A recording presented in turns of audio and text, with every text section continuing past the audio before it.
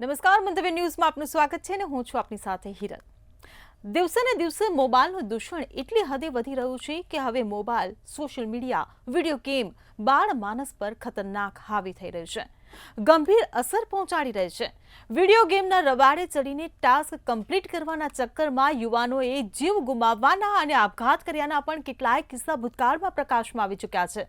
પરંતુ આજે એક એવો કિસ્સો સામે આવ્યો કે જેને લઈને માતા પિતા અને શિક્ષણ સંસ્થા પર સવાલો ઊભા થયા છે.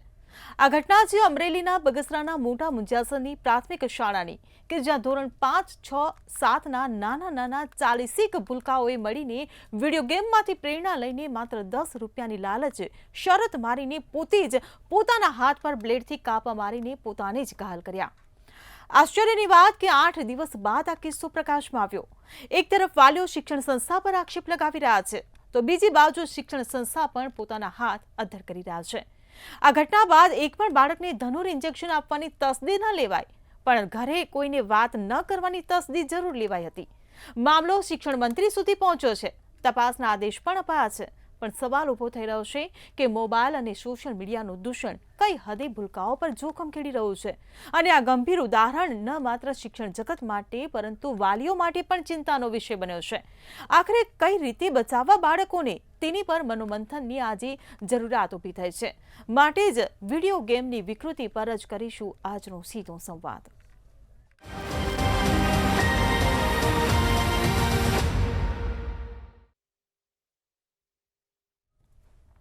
તો ચર્ચામાં આપણી સાથે જોડાઈ ગયા છે મંતવ્ય ન્યૂઝના એસોસિએટ એડિટર પ્રફુલ્લ ત્રિવેદી. આ સાથે જ મનોચિકિત્સક મીના વ્યાસ આપણી સાથે જોડાયા છે અને શિક્ષણ શાસ્ત્રી પ્રચિતા પંડ્યા આપણી સાથે જોડાયા છે. આપ તમામ મહાનુભાવોનું મંતવ્ય ન્યૂઝમાં સ્વાગત છે. સૌથી પહેલા પ્રફુલ્લભાઈ, મારો સવાલ આપને કે આજે બગસરાની મોટા મુંજિયાસરમાં જે શાળામાં આજે ઘટના ઘટી, બ્લેડ કાંડનો જે મામલો સામે આવ્યો, એક સાથે 40 વિદ્યાર્થીઓ, નાના ભૂલકાઓ, ધોરણ 5, 6, 7માં ભણતા ભૂલકાઓ જ્યારે પોતાના જ શરીર પર બ્લેડના ઘા મારે અને એની પાછળનું રીઝન માત્ર એટલું હોય કે 10 રૂપિયાની લાલચ, વિડીયો ગેમથી પ્રેરણા લઈને આ કૃત્ય કર્યું હોય, ત્યારે આ ઘટનાને આપ કઈ રીતે જોઈ રહ્યા છો? હિરલ, આ યુગની સૌથી ઉત્તમમાં ઉત્તમ શોધ હોય તો એ મોબાઈલ ફોન છે. સમાજ માટે ખૂબ જ ઉપયોગી મોબાઈલ ફોન છે એ વૈજ્ઞાનિકોએ શોધીને આપણને આપ્યો છે. પરંતુ એનો જે દુરુપયોગ વધ્યો છે એ સામાજિક ચિંતાનો વિષય છે, માનસશાસ્ત્રીય રીતે પણ ચિંતાનો વિષય છે. કારણ કે આનું એક વલગણ થાય છે, એનો એક વ્યસન થઈ જાય છે અને એ વ્યસન અને વલગણમાંથી લોકો બહાર નથી આવી શકતા. એટલે ભવિષ્યમાં આ પ્રશ્ન આખો માનસશાસ્ત્રીય પ્રશ્ન પણ થઈ જવાનો છે.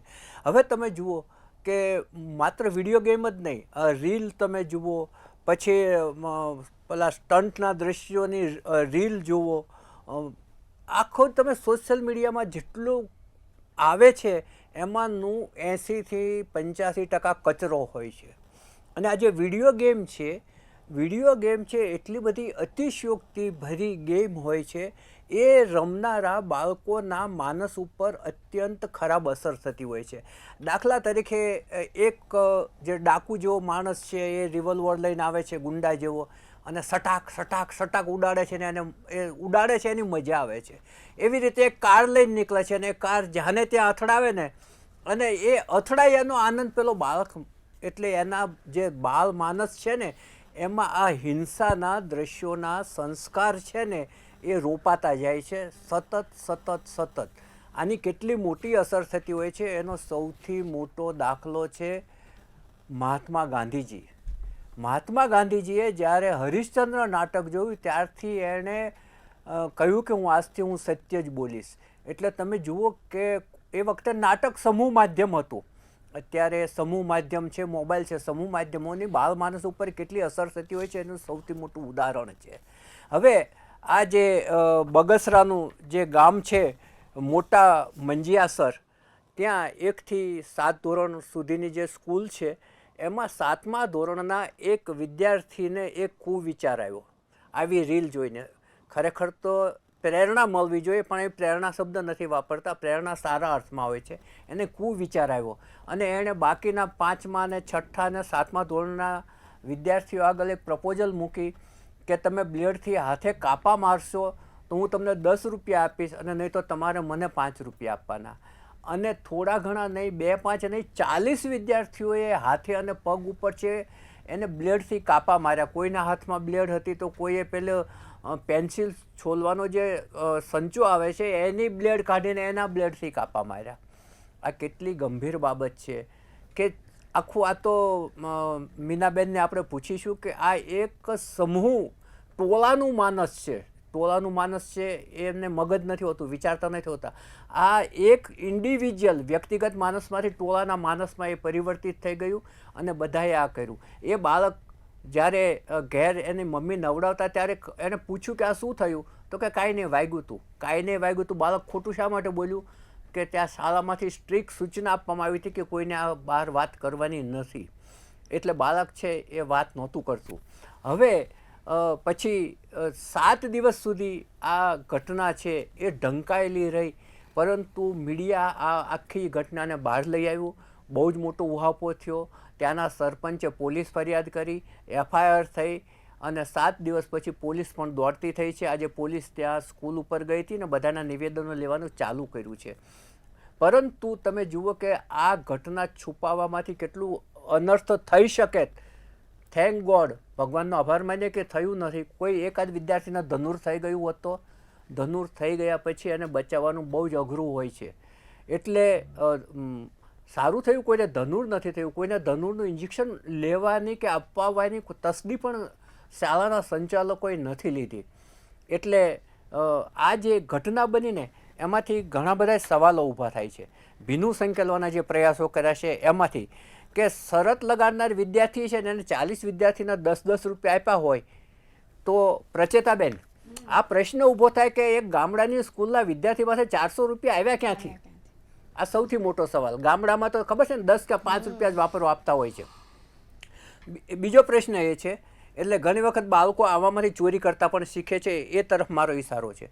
પછી બાળકો જ્યારે ટોળામાં ભેગા થઈને આવું કરતા હતા ત્યારે કોઈ શિક્ષક કે કોઈ સંચાલકનું ધ્યાન કેમ ના ગયું કે આ ટોળું શું કરી રહ્યું છે? આનો અર્થ એ કે શાળાની અંદર કઈ હદની બેદરકારી છે. ત્રીજો સવાલ એ છે કે ઘટના બાદ ભીનું સંકેલવા માટે સંચાલકોએ એમ કહ્યું કે ઘેર નથી કહેવાનું, એટલે બાળકના મનની અંદર ખોટું બોલવાના સંસ્કારો એ સ્કૂલે સારા સંસ્કારો આપવા જોઈએ, એના બદલે ખોટું બોલવાના સંસ્કારો આપે છે. તમે વિચાર કરો. કારણ કે પોતાનું પાપ છુપાવવું હતું, પોતાની બેદરકારી છુપાવી હતી. પછી શિક્ષણ ખાતાએ 7 દિવસ સુધી કોઈ પગલાં નથી લીધા. એને જાણ થઈ છતાં કેમ એ ઊંઘતું રહ્યું છે? શિક્ષણ ખાતું પણ એટલું જ જવાબદાર છે. પછી આગળ કહ્યું એમ ધનુરના ઇન્જેક્શન આપવાની કોઈ તસદી ના લીધી. અને જ્યારે વાલીઓ અને સરપંચ રોષે ભરાયા અને પોલીસ અરજી થઈ ત્યારે આ ગુનાહિત બેદરકારી છે એ સપાટી ઉપર આવી. હવે આમાંથી ઘણા બધા સામાજિક પ્રશ્નો ઊભા થાય છે, માનસશાસ્ત્રીય પ્રશ્નો ઊભા થાય છે અને શૈક્ષણિક જગતની અંદર શું ચાલી રહ્યું છે. આપણે જેને સરસ્વતીનું મંદિર કહીએ છીએ, સરસ્વતીના મંદિરના 4 દિવાલોની ઓથે શું ચાલી રહ્યું છે, આ બધાય સવાલો ઊભા થાય છે. હવે આગળના જે સવાલો છે એમાં મીનાબેન ને પ્રચેતાબેન વધુ પ્રકાશ પાડી શકશે, કારણ કે એક મનોચિકિત્સક છે, માનસશાસ્ત્રી છે અને બીજા શિક્ષણશાસ્ત્રી છે. જી બિલકુલ. મીનાબેન, હું તમને પૂછવા માંગીશ કે જ્યારે એક સાથે 40 બાળકો પોતાની જાતને ઘાયલ કરવા માટે જ્યારે રાજી થઈ જતા હોય ત્યારે આ ટોળાની સાયકોલોજી વિશે આપ શું કહેશો? આખી આ જે ગંભીર ઘટના જે સામે આવી છે તેને આપ કઈ રીતે બોલવો છો? મીનાબેન, એમાં ઉમેરો કરું છું. આમાંથી એક પણ બાળક દોડીને કોઈ શિક્ષક કે આચાર્ય પાસે કેમ ન પહોંચી ગયું કે ભાઈ અહીંયા આવું થઈ રહ્યું છે? આ આખું ટોળું એક જ રસ્તા ઉપર, એક જ લાઈનમાં અને એક જ દિશામાં કેમ જોડાયું? બિલકુલ. હવે એક વસ્તુ એ છે કે બાળ માનસ એકદમ કુમળું હોય છે. આપે જે વાત કરી ને પ્રફુલભાઈ કે ટેકનોલોજી, ઉત્તમ ટેકનોલોજી કહી શકાય કે મોબાઈલની શોધ થઈ. હવે એનો ઉપયોગ કઈ રીતે કરવો જોઈએ અને કરાવવો જોઈએ, આ મહત્ત્વની વસ્તુ છે. હવે બાળકો જે છે, પહેલાં આપણને ખ્યાલ હોય તો બ્લુ વેલની એક ગેમ આવી હતી જેમાં બાળકો સુસાઇડ કરી દેતા હતા અને એ પણ બહુ જ એક આખું ચાલ્યું હતું ઘણા સમયથી. હવે આમાં જે છે એ એક તો યુનિટી, આખી ખોટું કરવામાં હંમેશા યુનિટી જલ્દી થઈ જતી હોય છે કે 10 રૂપિયાની લાલચ અને ક્યાંક તો છોકરાઓમાં પણ હવે એક પ્રકારનું હોય છે કે તું કોઈને કહી દેતો નહીં તો આમ થઈ જશે, અથવા તો લાલચ આપી દે કે તું ના કહીશ, તારા ઘરે નથી કહેવાનું.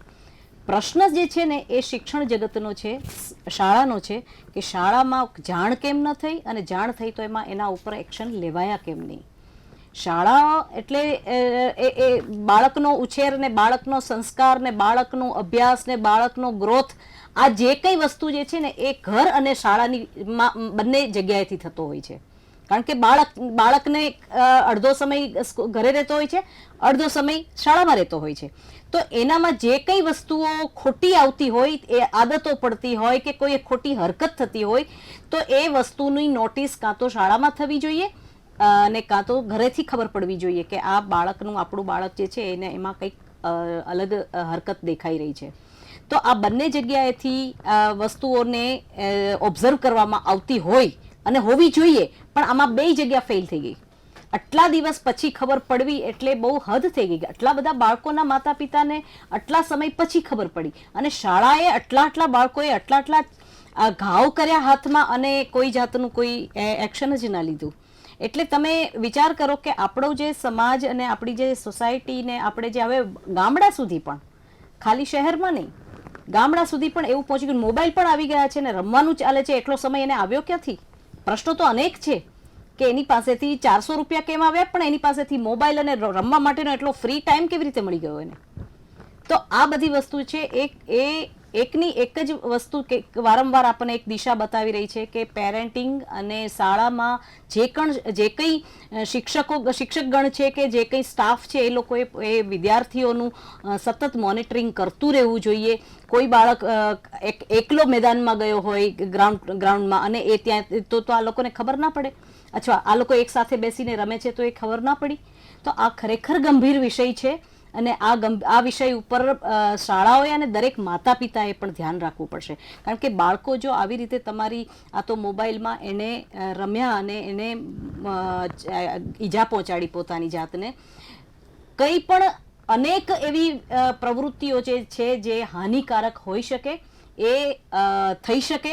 તો માતા પિતાએ ખાસ ધ્યાન રાખવું, અને શાળાની આ જે વસ્તુ છે એના પર તો એક્શન લેવી જોઈએ. જે તે એ જવાબદાર વ્યક્તિ હોય એ લોકો ઉપર એક્શન લેવી જોઈએ. જી બિલકુલ.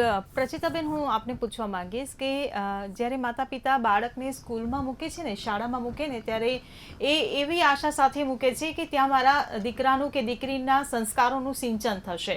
પરંતુ આ જે ઘટના સામે આવી છે તેને જોઈને સંસ્કારોનું સિંચન નહીં, પરંતુ ગુનાખોરીનું જાણે સિંચન કરવામાં આવી રહ્યું હોય તેવું આપણને લાગી રહ્યું છે. આમાં જૂઠું બોલવું કે પછી ચોરી કરવી, જેમ પ્રફુલ્લ સરે હમણાં જણાવ્યું તેમ, પૈસા માટે 10 રૂપિયા માટે પોતાની જાતને જે નુકસાન પહોંચાડે, એ મોટું થઈને એ શીખ લઈને કાલે એ જ પૈસા માટે બીજા કોઈને પણ નુકસાન પહોંચાડી શકે છે. એટલે ગુનાખોરી અહીંયા વધતી દેખાઈ રહી છે. તો અને પાછું ઉપરથી શિક્ષણ સંસ્થા આની જવાબદારી સ્વીકારવાની બદલે તેની પર ઢાંક વિછોડો કરી રહી છે, હાથ અદ્ધર કરી રહી છે. એક શિક્ષણ શાસ્ત્રી તરીકે આપ કઈ રીતે મૂલવો છો આ ઘટનાને?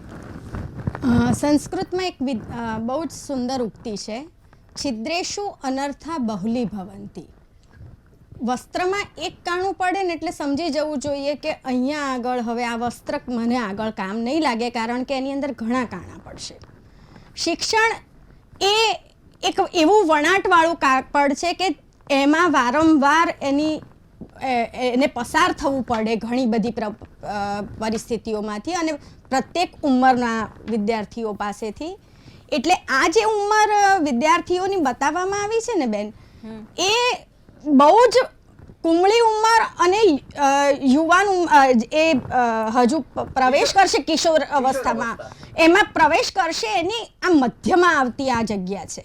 અને આ જગ્યાએ તો બહુ જ સાવચેત રહેવાની છે, કારણ કે તમે જે સારું કે ખોટું જે પણ એનામાં આરોપણ કરવા માંગશો એ વધારે સારી રીતે થશે. મને આમાં 2-3 બાબતો બહુ ખૂંચે છે એમ કહું તો ચાલે. એક તો વિદ્યાર્થીઓ પાસે મોબાઈલ ઘરમાંથી જ આવતો હોય અને જે પણ જોવાતું હોય, પણ જ્યારે વિદ્યાર્થીઓ ઘણી બધી માત્રામાં ભેગા થતા હોય ત્યારે એમની પાસે રમવાના બીજા સાધનો અથવા તો શું મેદાન નહીં હોય? આ એક પહેલો પ્રશ્ન છે. અને એ નહીં હોય તો પછી એમની પાસે એમની પાસે એવા કોઈ શિક્ષકો પણ નહીં હોય કે જે આ પ્રકારની પ્રવૃત્તિ કોઈક સારી કન્સ્ટ્રક્ટિવ પ્રવૃત્તિ, રચનાત્મક પ્રવૃત્તિ કરાવી શકે. અને આ બધા જ પ્રશ્નો છે ને એ શિક્ષણને લગતા જ્યારે આવે છે ત્યારે એમાં આવે છે કે આ સંસ્થા ગ્રાન્ટેડ નથી, એ પ્રાઇવેટ સંસ્થા છે. એટલે એમાં જે શિક્ષકો આવી રહ્યા છે એમનું પણ શોષણ થતું હોવું જોઈએ, વિદ્યાર્થીઓ પાસેથી પણ ફી લેવામાં આવતી હોય. એટલે એવી એક પરિસ્થિતિ ઊભી થાય કે વાલીઓ છે ને એ બધું જ આચરણ શિક્ષકો પાસેથી અપેક્ષિત રાખે અને શિક્ષકોને એમ થાય કે અમે તો અહીંયા આગળ, એ શિક્ષણનો વ્યવસાય એક એવો છે કે જે 24 કલાક મોનિટરિંગ પોઝિશનમાં હોવું જોઈએ પણ નથી રહી શકતું. હું એવી અનેક સ્કૂલો જાણું છું, ઇવન મારા પોતાના ઘણા વિદ્યાર્થીઓ છે કે જે સંસ્થા છોડીને ગયા પછી પણ સંપર્કમાં રહે છે અને વારંવાર અમારી પાસે માર્ગદર્શન માંગે છે. એવા માર્ગદર્શક શિક્ષકોની અનિવાર્યતા હું જોઈ રહી છું. જ્યારે આપણે હાલમાં શિક્ષક બનવા માટે જે પ્રયત્નશીલ છે જે યુવા પેઢી, એ શિક્ષક બન્યા પછી કેમ આટલી બધી બેદરકાર બનતી હશે એક પ્રશ્ન છે ચોક્કસ. અને હા, હું ચોક્કસપણે એ વસ્તુ સ્વીકારું છું કે આ શિક્ષણની ભૂલ છે, શિક્ષકોની આ બહુ મોટી ગંભીર ભૂલ છે. તમારી ભૂમિકા એક માતા તરીકેની છે અને એક માતા પાસે વિદ્યાર્થી જેટલું સહજ રીતે આવીને કહી શકે એટલી તમારે છે. બીજું, તમારી સંસ્થાની અંદર જે પણ કંઈ ખોટું થઈ રહ્યું છે એનાથી તમને ફેર પડવો જોઈએ અને આ ફેર પડવાની સ્થિતિનું કામ એ વાલીઓથી શિક્ષકો સુધી અને મેનેજમેન્ટ સુધી લઈ જવાનું કામ એ સમાજનું છે. એટલે સમાજે અતિશય જાગૃતતાપૂર્વક આ બાબતે કામ કરવાની જરૂર છે. જી બિલકુલ. મીનાબેન, હું તમને પૂછવા માંગીશ કે અત્યારે જે સોશિયલ મીડિયા અને મોબાઈલનું જે દૂષણ બાળકોના માનસ પર જે પ્રકારે હાવી થઈ રહ્યું છે ને, એ અત્યંત જોખમી છે. કારણ કે આપણે ઘણા બધા કિસ્સાઓ જોઈએ છીએ. આ ના માત્ર આ સ્કૂલની વાત કરીએ પરંતુ અગાઉ પણ આપણે એવા કિસ્સા જોયા કે યુટ્યુબમાં જોઈને એક છોકરીએ 16 વર્ષની માત્ર એક છોકરીએ પોતાનું જ ક્રિએટિન કરાવી દીધું, પોતે જ બાળકનું એ જે ક્રિએટિન કરાવ્યું, અબોર્શન કરાવી દીધું પોતે જાતે જ યુટ્યુબમાં શીખીને. તો એ પણ કેટલી ગંભીર ઘટના હતી. બાળકો મોબાઈલમાંથી આ બધું શીખી રહ્યા છે. કઈ પ્રકારે એ લોકોનામાં આ પ્રકારની સમજ આવે છે અને કોઈ જાતનો ડર પણ નથી લાગતો. આપઘાત કર્યા હોય યુટ્યુબમાં જોઈને કે એવા પણ કિસ્સાઓ સામે આવ્યા છે. ગુનાખોરીને લગતા ઘણા બધા કિસ્સાઓ સામે આવ્યા છે. એટલે ક્યાંક ને ક્યાંક આ જે સોશિયલ મીડિયા છે, રીલ્સ, વિડીયો ગેમ્સ, એ બધું માનસ પર બહુ જ જોખમી, બહુ ભયંકર અસર પહોંચાડી રહ્યું છે. તો એના માટે આપણે હવે શું કરવું જોઈએ? જુઓ, માત્ર બાળ માનસને આ ખરાબ અસર કરે છે એવું નથી. હવે મોટાઓ પણ આપણે ઉપયોગ રીલ જોતા જોતા કલાકો કાઢી દઈએ છીએ, બેઠા બેઠા ગમે ત્યાં ગેમ શરૂ કરી દઈએ છીએ. આ પણ આપણે ચાલતા જોઈએ છીએ કે લોકો મોબાઈલ વોક કરતા કરતા, ડ્રાઈવ કરતા કરતા બધા કરતા જ હોય છે. એટલે આ બધી વસ્તુઓનો ઉપયોગ, જે સદુપયોગ થવો જોઈએ એની જગ્યાએ દુરુપયોગ વધી રહ્યો છે. અને જ્યારે મોટા જ લોકો, જવાબદાર ઘરની જવાબદાર વ્યક્તિઓ જો આટલી બધી મોબાઈલમાં બિઝી રહેતી હોય તો એ છોકરાઓને શું કહેશે અને છોકરાઓ શું માનશે? બીજી વસ્તુ કે એક ટાઈમ ટેબલ હોય કે વર્ક રિલેટેડ, એજ્યુકેશન રિલેટેડ મોબાઈલનો ઉપયોગ થતો હોય તો એ સાથે બેસીને બધાએ બેસી અને કરવો જોઈએ. એ આખો કોન્સેપ્ટ ઘણા સમયથી નથી રહ્યો. બધા પોતપોતાની રીતે ફ્રીડમના નામે અલગ અલગ મોબાઈલમાં બેસીને પોતપોતાના કામ કરતા હોય છે. દરેક ઘરની આ પરિસ્થિતિ છે, દુઃખદ પરિસ્થિતિ છે. દરેક લોકો મોબાઈલને એમ સમજી બેઠા છે કે એમાં અમારી પ્રાઇવસી છે, અમારું ફ્રીડમ છે અને અમારે આ વસ્તુ અમે કરતા હોઈએ છીએ. હવે જ્યારે ઘરના વડીલો જ્યારે આ કરતા હોય છે ત્યારે બાળકોને કોણ શીખવાડે, કોણ સમજાવે ને કઈ રીતે થાય? હવે બીજી વસ્તુ કે સદુપયોગની વસ્તુમાં તો એટલા માટે આપણે મોબાઈલ ક્યારેક બાળકને આપતા હોય છે કે કનેક્શન રહી શકે. જ્યારે માતા પિતા બહાર હોય અને બાળક સ્કૂલમાં હોય અથવા તો ઘરે હોય કે ક્યાંય ફ્રેન્ડના ઘરે ગયો હોય તો આપણે એનો કનેક્શનમાં રહી શકીએ કે બાળક ક્યાં છે, લોકેશન મોકલી દો બેટા, તમે ક્યાં છો, ફ્રેન્ડ સાથે ક્યાં ગયા છો, કોઈ પ્રસંગમાં ગયા છો. આ છે એટલે કનેક્શન મહત્વનું છે, કમ્યુનિકેશન મહત્વનું છે.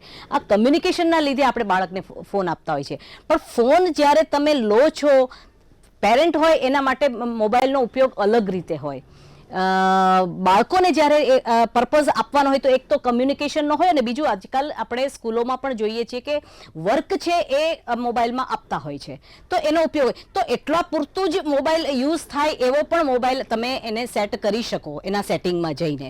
તો આ પણ એક વસ્તુ છે, પણ તમે એને કન્ટિન્યુઅસ અનલિમિટેડ પ્લાન આપી દો અને મોબાઈલનો તમે એ રીતે ઉપયોગ આપી તો બાળકને તો ખોટી વસ્તુ છે પહેલા દેખવાના છે, વધારે જોવાના છે. આજે તમે જુઓ મોબાઈલમાં ખાલી કોઈ પણ સોશિયલ મીડિયા ઓપન કરો, ફેસબુક ઓપન કરો એટલે કેટલી વસ્તુઓ આવે છે અને એમાં એકમાં લાઈક કરો એટલે એને રિલેટેડ કેટલી બધી વસ્તુઓ વિડીયોઝ આવતા હોય છે, ઘણું બધું આવતું હોય છે. તો આ બધી વસ્તુઓ છે એમાં વ્યક્તિનો ઇન્ટરેસ્ટ વધતો જ જાય અને કલાકો સુધી બેસી રહે. અને આપણે ત્યાં સુધી જોયું છે કે હમણાં પણ એક આપે જે કહ્યું ને એ મુજબનો એક બીજો બી એક દાખલો છે કે એક વ્યક્તિએ પોતાનું સ્ટમક પેઇન થતું હતું એને અને એણે જાતે ઓપરેશન કરવાની કોશિશ કરી. જાતે ઓપરેશન કરવાની આખી યુટ્યુબમાં બેસીને ઓપરેશન કરવાની કોશિશ કરી. આ પણ એક ઘટના ઘટી છે. આમાં આ સોશિયલ મીડિયા અને આ જે સમજદારીપૂર્વક ઉપયોગ ન કરવાના કારણે ઘણા સંબંધો પણ આમાં જ બંધાય છે, આમાં જ તૂટે છે અને આમાં જ ક્રાઇમ થાય છે. એટલે ટેકનોલોજીનો ઉપયોગ છે એ બહુ વ્યવસ્થિત રીતે સમજદારીપૂર્વક કરવો જોઈએ. એ જ્યારે મા બાપ પોતાના બાળકને ફોન આપે છે ત્યારે એ સમજીને આપે. જી બિલકુલ. પ્રચિતાબેન, હું આપને પૂછવા માંગીશ કે આ પ્રકારની ઘટનાઓ ભવિષ્યમાં ન બને તે માટે આપ કેવા પ્રકારના પગલાં સૂચવશો? ખાસ કરીને શૈક્ષણિક સંસ્થાઓમાં, જી, કારણ કે તમે વર્ષોથી શિક્ષણ સાથે જોડાયેલા છો અને તમે આ બાબતમાં ચિંતન પણ કરો છો, પરંતુ અત્યારે જે આ સરસ્વતી મંદિરો, જે સરસ્વતી શબ્દ બે પૂઠા વચ્ચે કેદ થતો જાય છે એ ના થાય અને એ શબ્દ મોકળો રહે માટે શું કહેશો આપ? સર, મને એવું વારંવાર લાગ્યું છે કે એક શિક્ષકની સાથે કાઉન્સિલર પોતે અને કદાચ બેન મારી સાથે સહમત થશે કે એના માટે તમારા ત્યાં શિક્ષકો છે એ પૈકીના શિક્ષકોને પણ એ પ્રકારના તમે એની કાર્યશાળાઓ ગોઠવો, કારણ કે આ બહુ અનિવાર્ય છે.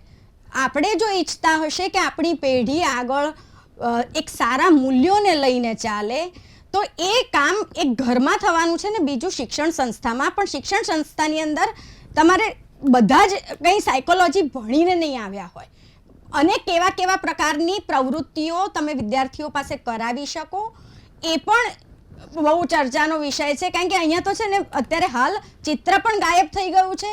ફિઝિકલ જે સ્ટ્રેન્થ જે છે એ શિક્ષકોને અત્યારે પ્રશ્નો ઊભા કર્યા છે કે એ લોકોને આપણે લેવા જ નથી. એટલે આ બધા બહુ મોટા પ્રશ્નો છે. મને એવું લાગે છે કે જ્યારે કલાનું માધ્યમ તમારી સાથે હોય ત્યારે તમારે વિદ્યાર્થીએ મોબાઈલ હાથમાં ન પકડવા માટે કઈ કલાઓ તરફ વાળી શકાય એ એક બહુ મોટી વસ્તુ આમાંથી સમજવા જેવી છે.